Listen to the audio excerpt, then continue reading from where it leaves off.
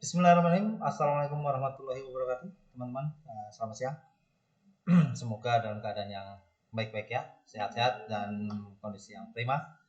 Karena hari ini kita akan membahas mengenai topik langkah-langkah dalam menyusun rancangan penelitian. Setelah itu bab ke-13 di mata kuliah riset pemasaran, dan kita akan bahas tentang langkah-langkahnya ya, bagaimana menyusun riset pemasaran yang baik. Itu harus mulai dari langkah yang benar ya. Satu langkah yang salah dalam menyusun riset pemasaran akan menghasilkan temuan-temuan yang pastinya tidak akan bisa kepakai dong pastinya ya kan. Kalau kita riset melihat permasalahannya udah salah, solusinya pasti otomatis salah ya kan. Kalau kita melihat alatnya ya, permasalahan sudah benar, alatnya tidak sesuai, pasti akan menghasilkan hasil riset yang salah pula.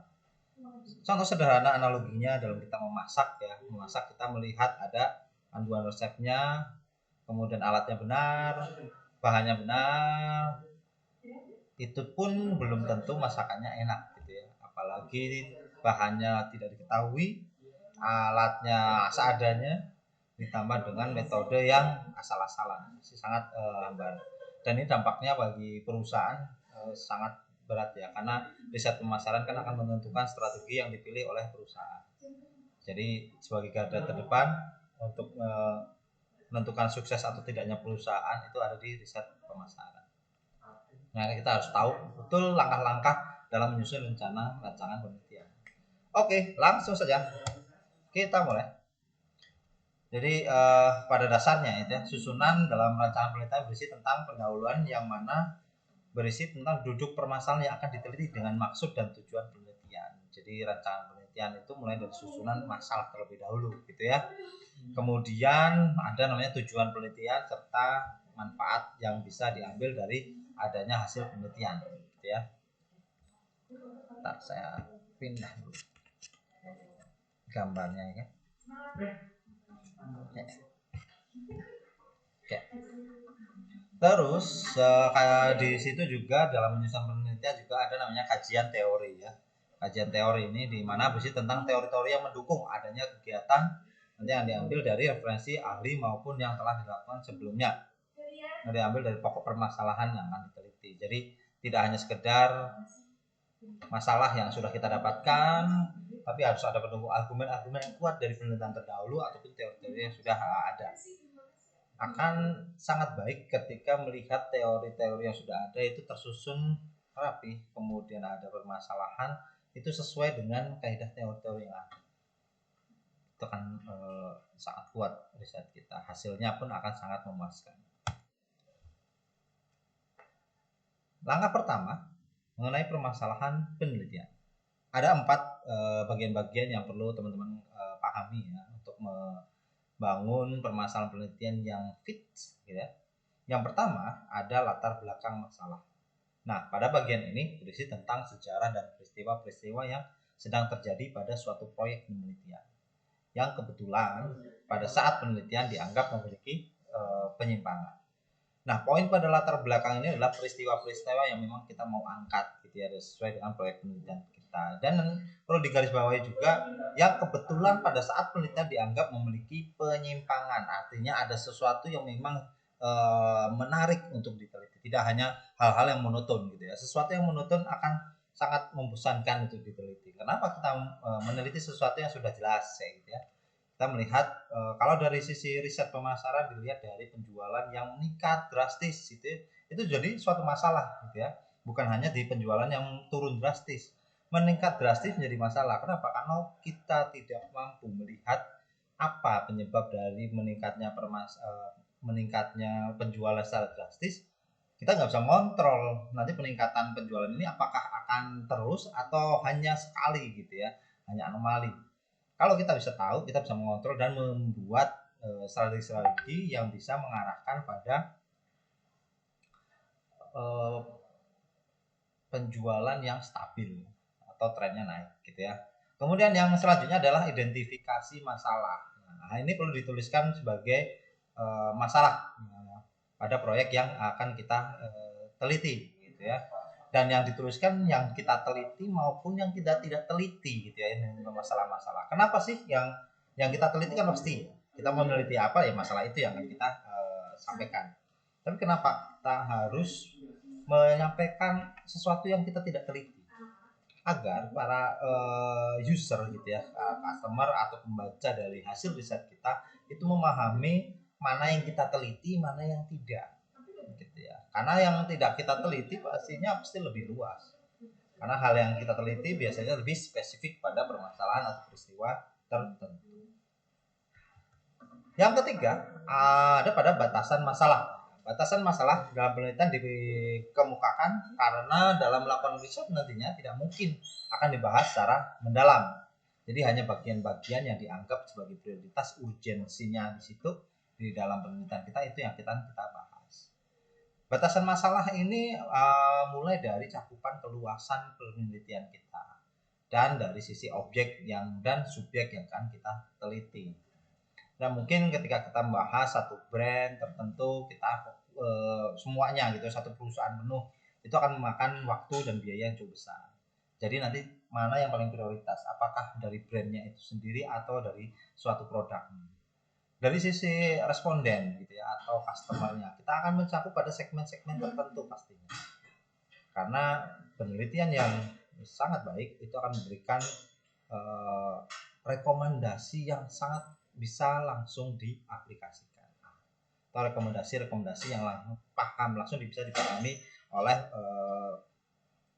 pengambil keputusan. Yang terakhir, rumusan masalah.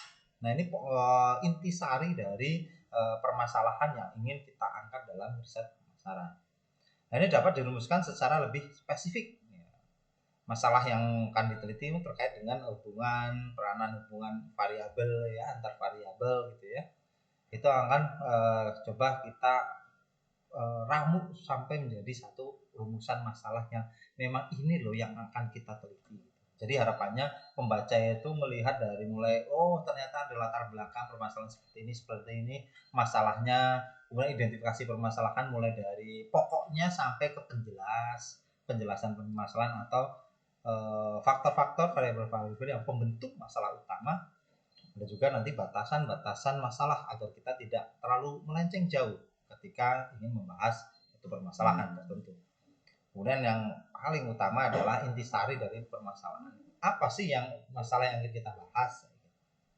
Nah, itu terkait dengan tahap atau langkah pertama. Ada langkah di dalam masalah ini kan menghasilkan sebuah tujuan penelitian, gitu kan? Karena kita sudah tahu masalahnya, terus tujuan penelitian dilakukan apa, gitu ya. Nah, ini tujuan ini penting. Kegunaan penelitian sebenarnya dapat diletakkan di luar pola pikir dalam merumuskan masalah. Tetapi keduanya ada kaitannya dengan permasalahan. Tujuan penelitian berkaitan erat dengan rumusan masalah yang dituliskan. Jadi antara rumusan masalah dengan tujuan masalah harus linear gitu ya. Kita masalahnya apa, ya tujuannya apa gitu ya. Masalahnya apa, solusinya apa gitu ya. Pingin dapat solusi apa gitu, itu harus relevan. Di sini dicontohkan bagaimanakah pengaruh kualitas pelayanan terhadap kepuasan. Itu masalahnya gimana ya pengaruhnya ya. Nah, tujuannya apa ya, ingin mengetahui seberapa tinggi pengaruh kualitas terhadap kepuasan seperti itu ya. Cukup mudah ya, tapi ini sangat penting dan mendasar. Kemudian tidak kalah penting adalah kegunaan. Tujuannya apa dan kemanfaatan kegunaan dari penelitian ini merupakan dampak dari kegiatan penelitian. Apa ya dampak yang akan dihasilkan setelah penelitian ini diselesaikan? Gitu. Dampaknya atau kegunaannya yang bisa yang pertama untuk mengembangkan keilmuan sel teoritis. Ada untuk mengatakan praktis-praktis untuk membantu memecahkan dan mengantisipasi masalah. Nah, hal-hal seperti itu yang harus kita mulai rumuskan kegunaan. Ketika tidak terjawab secara teoritis maupun praktis, riset ini menjadi sangat tidak relevan atau tidak berguna. Makanya harus bisa menjawab dari sisi teori maupun sisi praktis, gitu ya. Praktis bagi si user atau si perusahaan yang dilakukan riset penelitian, kemudian dari sisi teoritis untuk membangun suatu pemahaman yang konkret, gitu ya, menjadi prinsip-prinsip yang bisa kita pegang. Contoh tadi ketika kualitas pelayanan mempengaruhi kepuasan dari sisi teoritis adalah bagaimana prinsip-prinsip kualitas layanan itu dibangun sedemikian rupa sehingga kepuasan pelanggan, customer itu bisa terjaga. Itu sederhana. Lanjut pada langkah kedua, yaitu teori-teori yang melandasi penelitian. Oke. Jadi mohon maaf, di sini mungkin ada suara-suara backsound ya, tapi cukup menarik mungkin ya. Oke, teori-teori yang melandasi penelitian ini menjadi langkah yang kedua untuk memperkuat bagaimana kita mendudukkan sebuah masalah menjadi sesuatu kesatuan yang kuat penuh argumen. Makanya ada landasannya. Kita tidak bisa membungkus suatu masalah tanpa ilmu ya, atau teori. Landasan teori digunakan untuk menjelaskan variabel-variabel yang diteliti. Teori-teori yang digunakan adalah teori yang sudah terbukti kebenarannya. Yang paling penting ya, teori itu kan banyak, teori muncul dari mana saja. Tapi kenapa teman-teman diarahkan untuk mencari artikel-artikel yang memang secara kredibilitas dia baik? Karena kebenaran inilah yang akan dicari teman-teman untuk untuk digunakan dalam membangun atau membuat landasan teori. Itu apa penting. Kemudian yang selanjutnya dalam teori ini adalah membentuk suatu hipotesis. Teori kita punya teori sendiri nih. Hipotesis merupakan jawaban sementara terhadap rumusan masalah, gitu ya. Jadi dugaan kita yang pertama itu sebagai teori kita. Jadi suatu masalah penelitian yang diajukan ini harus ada titik toknya, kapan bahwa ini benar-benar terjadi, kapan tidak, gitu ya. Oke, itu untuk hipotesis penelitian ya. Kemudian ini ada satu contoh ya untuk hipotesa yang cukup sederhana. Ketika kita punya masalah yang tadi balik lagi ke contoh pertama, bagaimanakah pengaruh kualitas pelayanan terhadap kepuasan pelanggan sabun merek X gitu ya. Berarti kita membangun sebuah teori atau dugaan bahwa ada pengaruh gitu ya. Signifikan positif. Ini menariknya berarti hipotesanya dugaannya ada pengaruh positif. Dan ini tidak serta-merta asal kita bikin. Kita membuat suatu hal yang hipotesa positif, negatif, atau berpengaruh, itu ada landasannya. Landasannya tadi yang saya sampaikan di teori dan juga penelitian terdahulu. Sampai sini semoga masih bisa mengikuti ya teman-teman. Jadi kalau nanti ada pertanyaan tinggal langsung saja sampaikan di kolom komentar. Cukup menyampaikan tentang apa topiknya dan pertanyaannya seperti apa. Kalau ada case-case yang teman-teman ingin kebingungan itu membuat latar belakang atau batasan masalah seperti apa ya Pak gitu ya. Nah, batasan masalah tadi kita balik lagi batasan masalah itu bisa mulai dari demografi ya, umur, kemudian jenis kelamin, kemudian batasan-batasan geografis juga ada, cakupan-cakupan gitu kan. Itu batasan masalah. Nanti teman-teman kalau ada pertanyaan tinggal di kolom komentar ya. Kemudian tahap yang ketiga adalah membangun prosedur penelitian. Ketika sudah langkah pertama masalah sudah oke, kemudian landasan sudah oke, tanpa prosedur yang baik, penelitian ini akan bisa menyesatkan. Nah, di sini ada prosedurnya itu yang setelah hipotesa, maka langkah berikutnya adalah menentukan bagaimana cara agar hipotesanya teruji. Gitu. Kita mau menguji kebenaran, gitu kan? Kita harus mencari populasi yang bisa mewakili bahwa si kebenaran tersebut, gitu ya. Makanya di sini langkahnya yang perlu dilakukan yang pertama adalah mencari atau menentukan populasi dan sampel penelitian. Ketika sudah tahu populasinya berapa, sampel penelitiannya tahu, mulai dari perhitungan sampel itu yang bisa mewakili dari populasi itu berapa. Dari ada beberapa nanti alternatif untuk menghitung berapa banyak dan bagaimana cara penyebarannya, teman-teman bisa pahami di metode penelitian gitu ya. Itu nanti yang kedua adalah teknik pengumpulan data. Bagaimana teknik pengumpulan datanya? Seperti yang kita kemarin sudah sampaikan, kita diskusikan. Teknik pengumpulan data ada kualitatif, tentunya kuesioner, kemudian angket, wawancara dan seterusnya. Itu harus benar-benar ditentukan, dipilih, jangan sampai salah. Terakhir adalah teknik analisis data. Ini yang paling teman-teman mungkin banyak salah atau miss atau masih kebingungan gitu ya, teknik analisis data. Nah, ini kalau mau bahas teknik analisis data bisa minta nanti di kolom komentar, sampaikan saja mau bahas tentang teknik analisis data, nanti kita buat videonya ya. Teknik analisis data ini bisa beberapa pendekatan ya teman-teman, beberapa pendekatan untuk teknik analisis data. Alatnya juga berbagai macam, teman-teman bisa nanti itu kan mulai dari SPSS, ada Word PLS, ada Smart PLS, ada Fuse, dan banyak sekali, tidak hanya sekedar SPSS. Bahkan yang sederhana hanya uji statistik memakai Excel atau manual pun bisa. Nah, itu alat-alat itu tinggal teman-teman nanti tentukan mana yang lebih sesuai dengan kebutuhan ya. Sampai sini semoga sudah punya gambaran bagaimana nanti bab 4 mulai disusun ya. Kemudian langkah selanjutnya adalah mengorganisasikan pelaksanaan penelitian. Ini sekali ya, bagaimana teman-teman bisa mengelola penelitian ini bisa selesai tepat waktu gitu ya. Bisa kaidah-kaidah penelitian tentang kebenaran, novelty, kemudian ada kebaruan gitu ya, novelty, kemudian relevansi dengan keadaan sekitar, dengan peristiwa-peristiwa yang ada pada saat ini harus ada organisasi yang baik gitu ya. Karena di dalam penelitian ada penelitian persorangan, ada penelitian yang secara bergu atau berkelompok. Nah, ini harus benar-benar ditentukan kita kapan akan meneliti, mulai dari menyusunnya, itu kan pembagian job desk antara ketua sama si kelompok anggotanya. Kalau ada tambahan yang membantu untuk relawan atau memang yang dia bagian profesional bisa nanti ditentukan. Terus yang selanjutnya adalah ketika sudah terorganisasi siapa melakukan apa, targetnya berapa, maka bisa disusun jadwal penelitian. Ini langkah terakhir untuk membangun penelitian biar sesuai dengan apa yang kita rencanakan.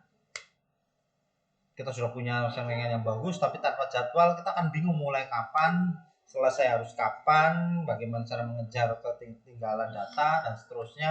Itu akan kesulitan untuk mengorganisasi. Makanya jadwal penelitian ini sangat penting. Seperti yang bimbingan saya, di awal pertemuan itu saya langsung dorong untuk kalian bikin target, kalian bikin jadwal penelitian, kapan harus selesai apa, kapan harus selesai apa, gitu ya. Nah, contohnya seperti ini untuk bangun lebih mudah. Susun semua kegiatan mulai dari awal sampai akhir sampai ke targetnya minggu. Kalau contoh ini minggu ke-12 atau 3 bulan dalam menyusun riset penelitian. Mulai dari pertama penyusunan proposal, cukup 1 minggu untuk penyusunan proposal gitu ya. Tapi sebelumnya sudah memahami bagaimana masalah-masalah yang ada, kemudian referensi-referensi sudah kuat, baru untuk menyusun benar-benar real menyusun proposal cukup 1 minggu sebenarnya. Kemudian di dalam menyusun proposal masih akan ada butuh penyusunan instrumen-instrumen atau pernyataan yang nantinya digunakan untuk mengumpulkan data. Dan sebelum disebar sebenarnya harus ada namanya validasi instrumen atau uji R sama uji validitas gitu ya. Uji reliabilitas sama validitas. Ini biasanya pakai 30 pertama, apakah penelitian kita, pernyataan-pernyataan kita yang buat itu sudah pas atau belum. Kemudian penentuan sampling, kita samplingnya mau berapa nih dari total populasi dan kenapa, itu harus ada jawabannya masing-masing. Kemudian selanjutnya adalah pengumpulan data. Nah, di pengumpulan data inilah nanti cukup banyak memakan waktu karena bisa online atau offline. Kalau online itu baliknya jarang, kalau offline balik tapi kadang belum lengkap kayak gitu ya.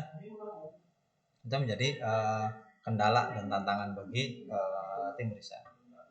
Analisis data juga tidak kalah menantangnya daripada pengumpulan data. Ini nanti akan ada beberapa analisis data ketika dia tidak sesuai dengan syarat-syarat untuk penelitian, maka pengumpulan datanya bisa diulangi atau ada penyehatan gitu ya. Kemudian pembuatan draft. Nah, kalau selesai membuatkan draft untuk penyelesaiannya gitu ya. Kemudian sampai ke laporan. ya, penyusunan laporan. Itu sampai minggu ketiga. Sebenarnya minggu ke-12 selesai. Apalagi bab 4, 5 itu sangat mudah.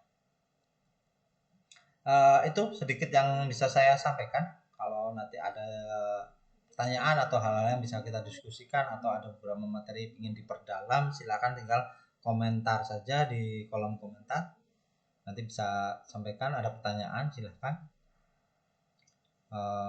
Jangan lupa untuk like kalau suka video ini, konsep videonya seperti ini, like, kalau ketika dislike ya. Terus jangan lupa juga subscribe ya. Nanti saya tonton, kalau nanti ada pertanyaan langsung saya buatkan video insya Allah ya. Itu saja yang bisa saya sampaikan. Terima kasih, semoga bermanfaat dan selalu jaga kesehatan. Tetap semangat untuk terus belajar di Indonesia. Begitu? Oke, sampai jumpa di materi yang lain ya. Oke. Mari. Assalamualaikum warahmatullahi wabarakatuh.